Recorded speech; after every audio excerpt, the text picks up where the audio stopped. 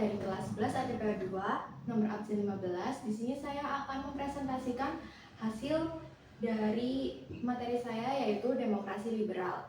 Demokrasi liberal adalah sistem pemerintahan yang menempatkan kekuasaan tertinggi pada parlemen dengan kebebasan individu dan multipartai sebagai ciri utama. Dalam konteks Indonesia, sistem ini berlangsung dari 17 Agustus 1950 hingga 5 Juli 1959 dengan Presiden sebagai Kepala Negara dan Perdana Menteri sebagai Kepala Pemerintahan. Selanjutnya ada latar belakang. Setelah proklamasi kemerdekaan pada tanggal 17 Agustus 1945, Indonesia mengalami berbagai dinamika politik dalam menentukan sistem pemerintahan yang sesuai. Maklumat pemerintahan 3 November 1945 membuka jalan bagi pembentukan partai politik, memandai awal demokrasi multipartai. Penolakan terhadap sistem partai menampung berbagai aspirasi politik mendorong diterapkannya sistem demokrasi liberal.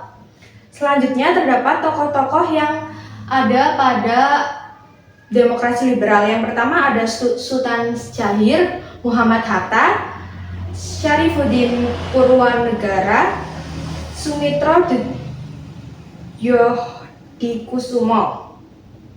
Ini ada kebijakan penting. Yang pertama, Pemilu 1955, pemilihan umum pertama yang demokratis, memilih anggota DPR dan konstituante. Yang kedua, kebijakan ekonomi, Gunting Syarifuddin, pemotongan nilai uang untuk upaya stabilisasi ekonomi melalui kebijakan fiskal dan moneter. Yang terakhir ada politik, pembentukan kabinet multipartai. Ada kelebihan dan kekurangan. Yang pertama, kelebihan pertama adalah kebebasan berpendapat, partisipasi politik, akuntabilitas pemerintah, pluralisme. Ada kekurangan, yaitu ketidakstabilan politik, fragmentasi partai, dominasi parlemen, kurangnya kepemimpinan yang kuat. Dampak positif. 1. Kebebasan berpendapat terjamin. 2. Pemilu pertama yang demokrasi. 3. Tumbuhnya partisipasi politik. Dan yang keempat, perkembangan partai politik dan pers. Dampak negatif. Yang pertama, instabilitas politik. Yang kedua, dominasi kepentingan partai. Yang ketiga, pembangunan terhambat. Dan yang keempat, lemahnya kepemimpinan nasional. Contoh sikap demokrasi dalam kehidupan sehari-hari. 1. Mendengarkan pendapat anggota keluarga saat membuat keputusan bersama.